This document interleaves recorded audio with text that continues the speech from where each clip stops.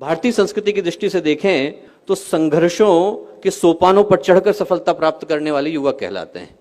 लाखों वर्षों तक कोयला घिसा जाता है तो हीरा बन पाता है, भट्टी में सोना तपा जाता है तो कुंदन बन पाता है, प्रकृति के प्रतिरोधों को सह सकने वाला बीज वृक्ष बन पाता है और धाराओं को चीरने वाला तैराक बन पाता है। जितनी भी परिभाषाएं हैं, जितने भी उदाहरण हैं, वो सारे के सारे युवा व्यक्तित्व के, युवा सोच के, युवा चिंतन के उदाहरण हैं। संघर्षों को सौभाग्य की तरह वर्ण करने वाले युवा कहलाते हैं, क्योंकि हमारे देश में युवा उम्र से नहीं दृष्टिकोण से तौले जाते हैं। हमारा देश अद्भुत देश, जिनका जीवन ठहर गया है, जिनका उत्साह ठंडा पड़ गया है, जिनके अंदर क्रांति की संभावनाएं जन्म नहीं लेती, जिनके मन में समाज को बदलने की, संस्कृति को उठाने की, राष्ट्र को बढ़ाने की सोच करवटें नहीं बदलती, जिनकी रगों में उमंग का, उत्साह का, उल्लास का उबाल नहीं आता, जिनके हृदय में दुखियों को, पीड़ितों को देखकर दया नहीं आती, करुणा नहीं आती, वो 18 के हों, 20 के हों, 22 के हों, फर्क नहीं पड़ता, उनका यौवन चला गया है, जवानी खो चुके हैं, वो लोग बूढ़े हो चुके हैं। और वहीं पर यदि व्यक्ति 60 का है, 80 का है, 90 का है, 120 का है, यदि उसके मन में राष्ट्र के निर्माण की, संस्कृति के उत्थान की, यौगिक उत्कर्ष की बात आती है, तो हमारी दृष्टि में युवा है, क्योंकि हमारा देश उमंग से, उत्साह से, उल्लास से ओतप्रोत युवाओं का देश।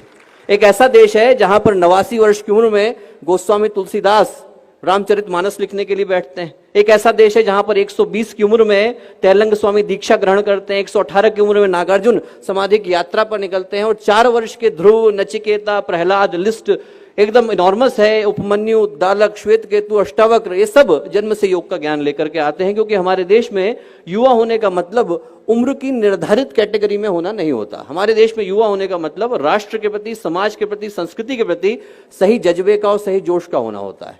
और दोस्तों, आज की तारीख में अपना देश, अपना समाज ऐसे युवाओं की तलाश बड़ी शिद्दत से कर रहा है, बड़े दिल से कर रहा है। क्यों?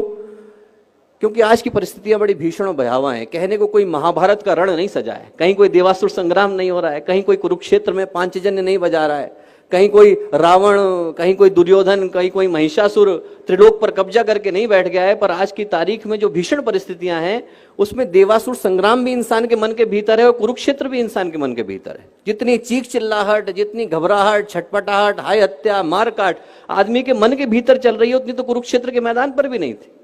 आज का इंसान आलीशान मकान लेकर के बैठा है, करोड़ों के ढेर लेकर के बैठा है, सुख सुविधाओं के अंबार लेकर के बैठा है, पर भावनात्मक रूप से तो रिक्तता लेकर के बैठा है। 9 मंजिल का मकान बना करके बैठा है, पर परिवार को तो भुला करके बैठा है। चंद्रमा पर जाने का यान बना करके बैठा है, पर मां को तो भुला करके बैठा है। महंगे अस्पताल लेकर के बैठा है, पर सेहत तो गंवा करके बैठा है। यूएस